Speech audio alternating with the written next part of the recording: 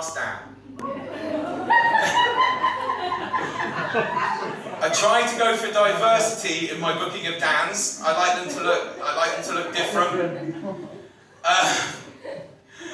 So, would you please welcome to the stage, Mr. Dan Graham!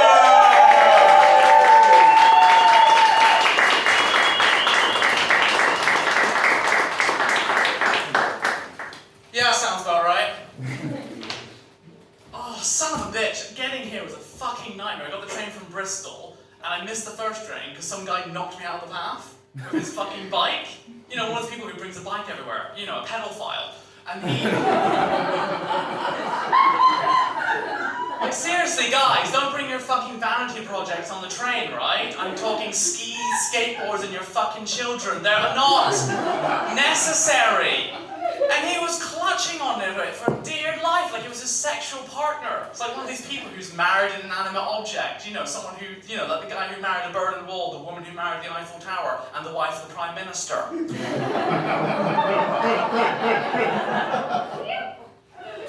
So I travel around. I'm a traveling barista by trade, so I go from place to place. Why did that get a fucking laugh? Oh my god, you put water per beans. What goes in first, the coffee or the water? I don't know. Anyway, so I travel quite a bit, and I work for like various like cafes and events, right? So I meet everybody, and I come across like some people are just a pain in the fucking arse to work with, and this is true in any job. You're always going to find people in the workplace who are deemed difficult to work with, and if you don't believe that, then it's you. Especially if you fucking work from home. I got called into a disciplinary meeting, right? Some guy reported me because I called him chronically unlikable. But in my defense, I thought he already knew. The thing is, working in hospitality for like most of my life, right, I used to go on ego trips. I used to like research on TripAdvisor the places I used to work to see if there was anything written nice about me. I never saw anything like nice written about me, but I saw some really fucking horrible shit about my co-workers as I was writing them. But it's just my personality, really. That's always what it is. Like I said, I worked as a barista, but I also worked as a receptionist at a sperm bank, right? I used to live in Cornwall. I used to work in a cafe at one point, and then do the receptionist. I hate to say, I had regulars at both. One guy turned up to both the cafe and the sperm bank, and both occasions he had his own cup. So, whether it was the same cup he used for both activities, I will leave that to you. The more serious note of the stage, I rely on my personality quite a bit, because I suffer from a bit of body dysmorphia, because I don't believe I'm really that good looking, which has been reinforced throughout my life. For example, I was getting professional headshots done, and a photographer was like, "Oh, I think I got the perfect lighting for you," and just switched off all the lights, so you know. And it's also really effective in my love life as well. I asked a girl I actually wanted to go for a drink, and she was like, "Only if that drink is bleach." So,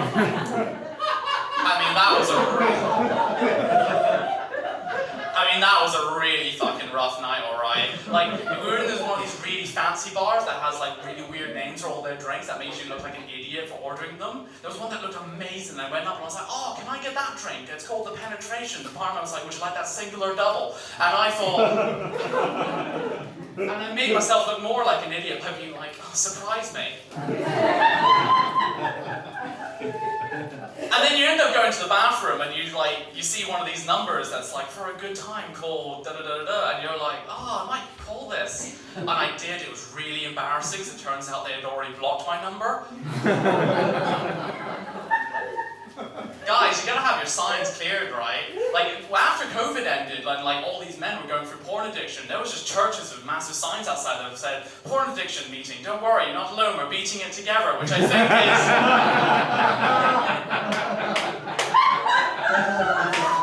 which I think is part of the fucking problem, really. It's like when schools have signs outside that read, "Next week is anti-bullying week." You're like, well, what the fuck happens the rest of the year, you know?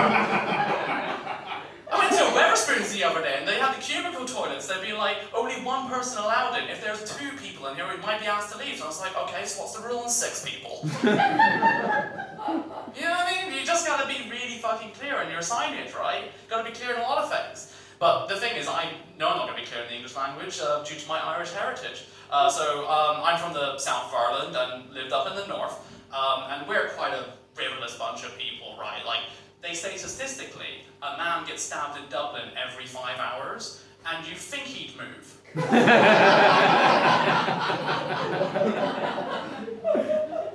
Like literally, the place I'm from, Derry, is notorious for fucking people stealing things. Anything that's not even nailed down, we'll steal, right? I saw a guy last time I was there remove his shoe to let a stone out. Some crafty bastard snuck up behind him and stole the stone.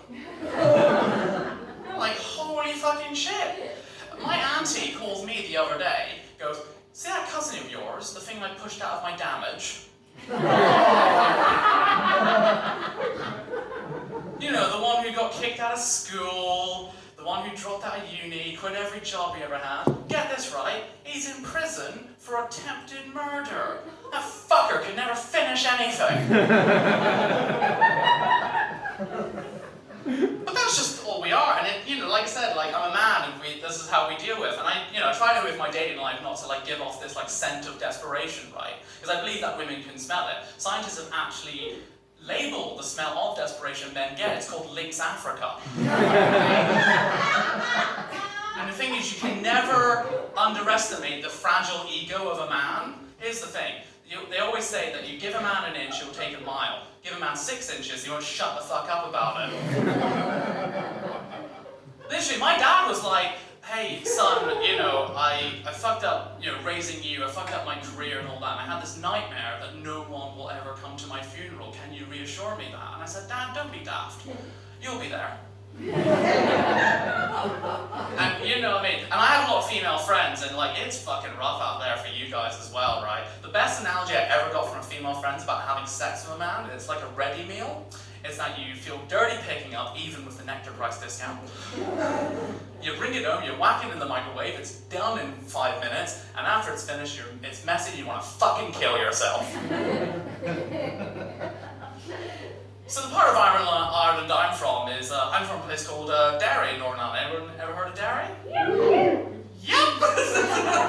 So Derry's a very complicated place. It has 2 names depending on what religion you are. So it's Derry if you're Catholic, and it's Londonderry if you're wrong. Glad you like that. If I did that joke back in Ireland, I'd get fucking killed.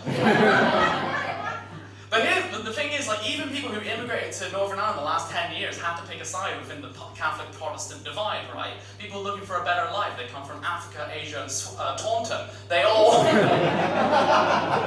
gotta pick a side. I saw this Indian dude get approached by one of the locals last time I went up, was there, and he went up to him and goes, hey lad, you a Catholic or you a Protestant? I'm Sikh. Aye. But you a Catholic Sikh or a Protestant Sikh? I was like, holy shit, that was my RE teacher in secondary school. Also, son of a bitch though, like, y'all in the Southwest, and to a lesser extent Cornwall, get a big stigma for all being like inbred and all that. You got shit on us Northern Irish, right? It got so bad, we had to install that software for dating apps that stops you from matching with your relatives. And we fucking needed it as well. The 2 most common surnames in Northern Ireland are Doherty and O''Doherty. And the O translates from Gaelic to, oh no, you shagged your sister.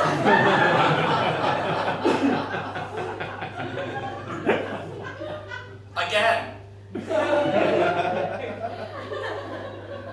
But the person I mostly get my personality from is my dear mother. And, you know, like, she gave me no bullshit going up, right? So when I went to all-boys Catholic school, which I eventually got expelled from knowing too much, we had sex education, and I remember running home and be like, oh, man, we learned about STIs today. It's like, can you tell me the long-lasting consequences of having sex? She just pointed at me. And she was, like, really strict in other areas as well. She made me take a pledge not to take drugs. And eventually, she did catch me smoking a joint, which she then snatched out of my hand and started smoking for herself. To which I asked her, that's a bit hypocritical, mother, why did you make me take that pledge? And she went, so there ain't more for me. And she used a lot of classic Irish mammy phrases as well. So if, like, for example, if you were like if you left a dirty dish on the side, she'd fucking look at you and be like, what'd your fucking last mate die of?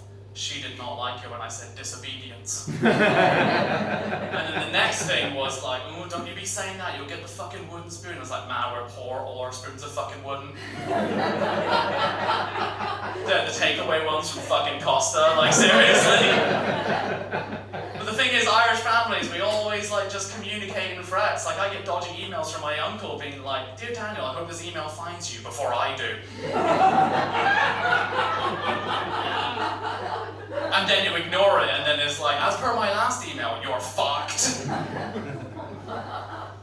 But like, when we even try not to be direct, like, we're just trying to give like basic information, we'll fuck around as well. Like my mum just goes, hey, got something to tell you. Do you remember Sinead?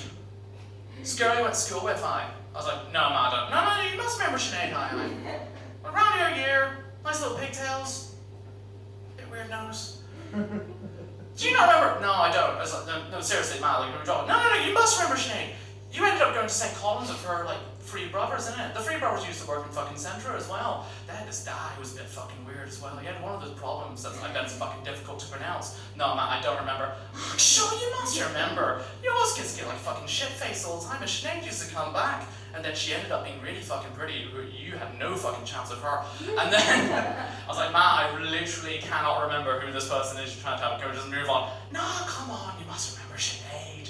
She ended up working in Net for a few years and went to Belfast for biochemical science. I was like, do you not remember? I was like, no. She goes, do you remember that summer you ended up working in Sugar, the nightclub? And I was like, oh yeah, Sinead, I remember. She's dead.